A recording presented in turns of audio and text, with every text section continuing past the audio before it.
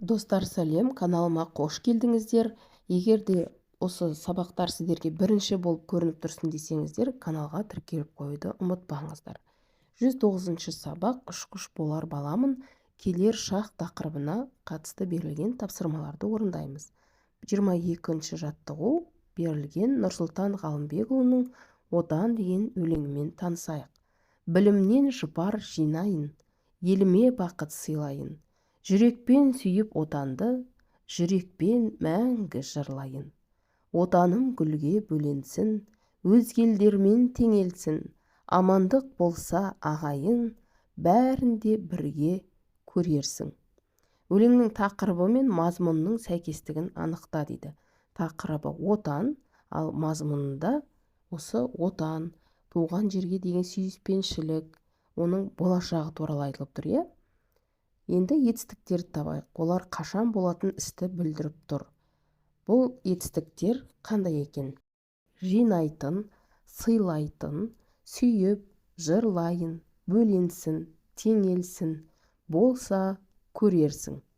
Мінекей енді осы етістіктердің мазмұнына мұқият назар аударатын болсақ, бұндағы айтылып тұрған іс-әрекеттер әлі жүзеге аспаған, яғни алдағы уақытта болатын жүзеге асатын іс-әрекеттер. Сондықтан да бұлар келер шақ етістіктері болып табылады. 23-ші жаттығуда шеңбердің ішінде есімдіктер, яғни оның ішінде жіктеу есімдіктер берілген, ал шеңбердің сыртында көмектесу деген сөз түрлі формада берілген. Осы сөздерді қатыстыра отырып сөйлем құрауымыз қажет, және қай шақта тұрған, қашан болатын істі білдіретінін айт дейді. Мен үлгі ретінде сіздерге түсінікті болу үшін жаққа бөліп жазып қойдым. Жекеше және көпше түрде берілген жіктелуі осы сөздің. Енді қарайық. Бірінші жекеше формада бірінші жақ: мен анама үй шаруасына көмектесемін. Екінші жақ: сен үй жұмысын орындауға көмектесесің бе? Сыпайы түрі екінші жақтың: сіз маған сөмкемді көтеруге көмектесесіз бе? Үшінші жақ: ол құстарға ұя жасауға көмектеседі. Көпше түрде бірінші жақ: біз бауырларымызға сурет салуға көмектесеміз. Екінші жақ: сендер жүктерді түсіріп көмектесесіңдер. Сыпайы түрі: сіздер концерт өткізуге көмектесесіздер. Үшінші жақ: олар сылақ сылауға көмектеседі. Міне осындай сөйлемдер құрауға болады. Есімдіктерді сөйлемнің басына, не болмаса ортасына келтіріп, басқа да сөйлем құрасаңыздар болады.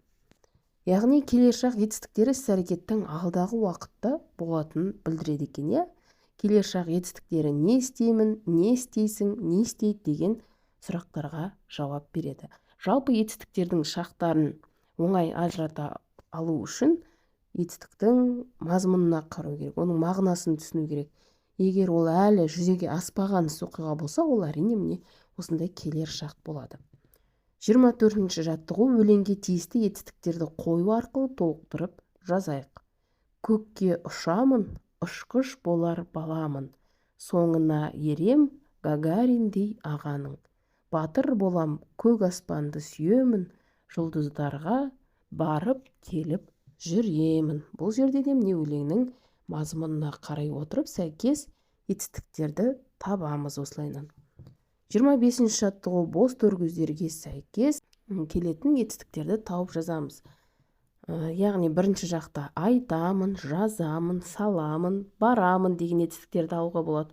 Екінші жақ көреміз, келеміз, сеземіз және кеземіз деген етістіктерді алдым. Сіздер енді басқа да етістіктер ала берсеңіздер болады.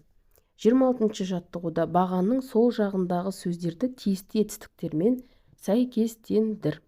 Мағжан келді, ағаш өсті, сабақ басталған, біз естідік, досы ақылдасты.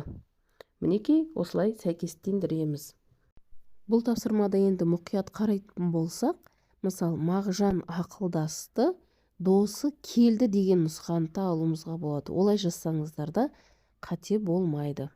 Осымен 109-ші сабақта берілген тапсырмалар толықтай орындап болдық. Келесі сабақта кездескенше сау болыңыздар. Лайк басып комментарий жазып каналға тіркеліп қоюды ұмытпаңыздар.